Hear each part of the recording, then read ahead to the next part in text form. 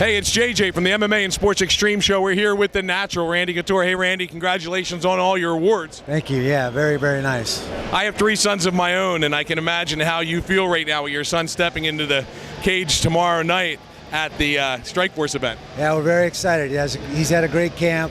He's a very, very smart kid. He does a tremendous job. And, I know it's a burden for him carrying around the same last name.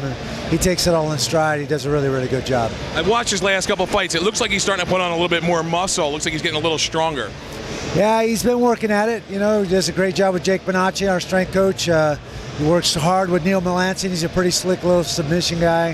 He's been working a lot with Tim Lane on his striking, and I think it shows in his footwork. He's becoming a very, very well-rounded little fighter. It's interesting to see the evolution of MMA over the last, let's say, 5 years with major players like Viacom and Fox getting involved. I think we are finally where we need to be as a real mainstream sport.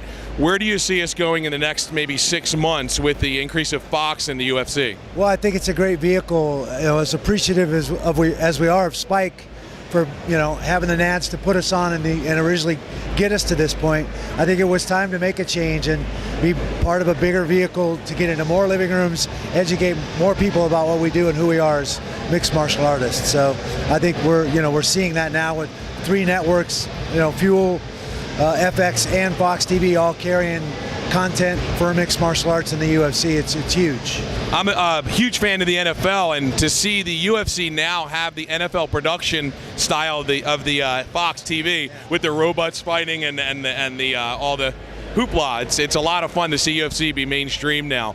Can you give the fans at home some inspiration? There's so many young fighters out there and promoters, and actually Dana White had said now that the UFC had moved up to Fox, it leaves room behind for all the other promotions to come up and do a great job. I think there's still a big void there for some of those mid-level shows for fighters to get their feet wet, get experience, and build themselves up to be ready to jump into the UFC and fight at that level. I think that the Strikeforce Challenger Series, when my son started his pro career, was a big vehicle for that. There used to be the King of the Cages, Gladiator Challenges, a lot of those things that were kind of absorbed by Elite XC, and then when Elite XC went under, that void never really got filled. So I think that creating a space where those types of shows, regional competitions can happen is very important part of our sport right now. We need to continue to foster and support those programs, and it's a tremendous proving ground for fighters. So my son is a product of that. The amateur shows like Tough Enough in Vegas and shows like that are very, very important too. So that grassroots movement and growth is the biggest part that we've seen in mixed martial arts so far.